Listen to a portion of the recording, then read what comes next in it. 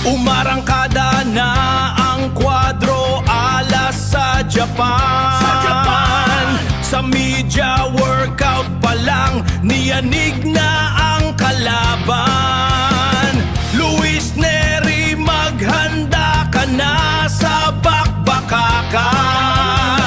Ang bangis ng Pilipino muling masisilayan.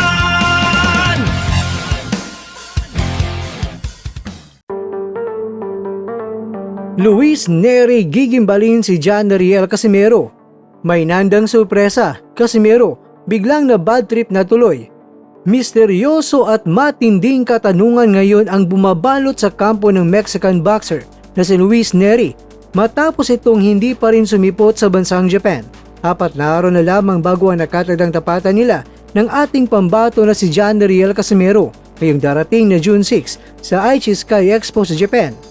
Habang ang ibang mga boksingero kasama sa naturang fight card ay maagang dumating at nakatapos na sa kanilang mga mandatory media workout, kapansin-pansin ang kawalan ni Nery, tikom ang bibig ng kanyang buong kupunan at tila may nagaganap na kabuang media blackout dahil walang anumang inilalabas na impormasyon ukol sa kanyang kinaroroonan o estado. Kaya dahil dito, mabilis na kumalat ang mga haka-haka sa mundo ng boxing. Marami ang nagtatanong, may kakaiba nga bang binabalak ang Team Nery para sa labang ito? Sinasadya bang hindi pagpapakita o panggulatin at sirain ang psikolohiya ni Casimero sa mismong araw ng laban? O may mas malalim pang dahilan sa likod ng pagkaantala ng kanyang pagdating? Sa kasalukuyan mga kwento, patuloy na naghintay ang mga organizers at fans sa tuluyang pag-apak ni Nery sa Japan habang ang tensyon sa pagitan ng dalawang kampo ay lalo pang tumitindi dahil sa misteryosong ito. Kaya naman mga kwento sa petsa na ito, June 1, sa araw ng Lunes, wala pang balita na itong si Nery ay nakarating na sa Japan. Pero sana sa darating na mga araw ay nandyan na itong si Nery. Samantala mga kwento, hindi na itago ng dating kampiyon na si John Riel Casimero ang kanyang matinding pagkabwisit pagkatapos maglabas ng kanilang manghang na fight predictions ang mga kilalang sports analyst na sina Attorney Ed Tolentino at si Sir James Yasat patungkol sa kanyang paparating na laban. Sa kaniyang naging payag, hayagang binuweltahan ni Casimero ang naging komento ng mga kritiko. Matatandaan na nagbitaw ng mabigat na prediksyon nitong si Attorney Ed Tolentino na kung saan sinabi nito na this will be a knockout win. Palagay ko, hindi natin maririnig ang huling bell dito. Baka mga 6 rounds pa lang ay tapos na ang labang ito. Hindi rin nagpahuli si Sir James Yasat na nagbigay ng banat sa stamina at kondisyon ng boksingero at sinabi niya, alam naman natin pag round 3 to 4, makikita natin na dumuduwal na sa kanyang corner itong si John Riel Casimero.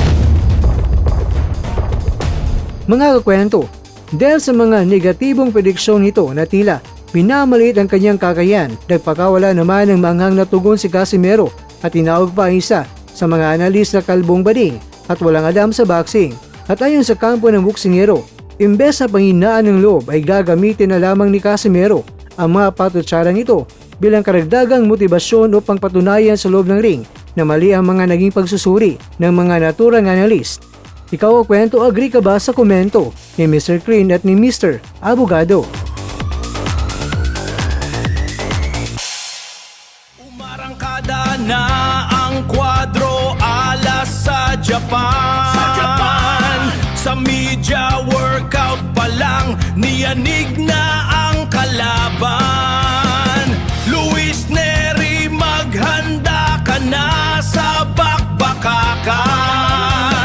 Ang bangis ng Pilipino muling masisilayan.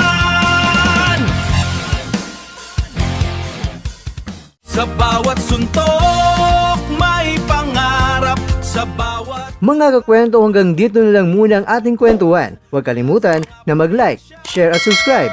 Ako po si Mr. Kwento. Ito ang mga kwentong maaring hindi pa nakwento sa inyo. Tayo ng boses ang hindi pa napapansin ng mundo. Samahan niyo akong busisiin ang bawat kwento at bawat sakripisyo ng mga mandirigmang mga Pilipino.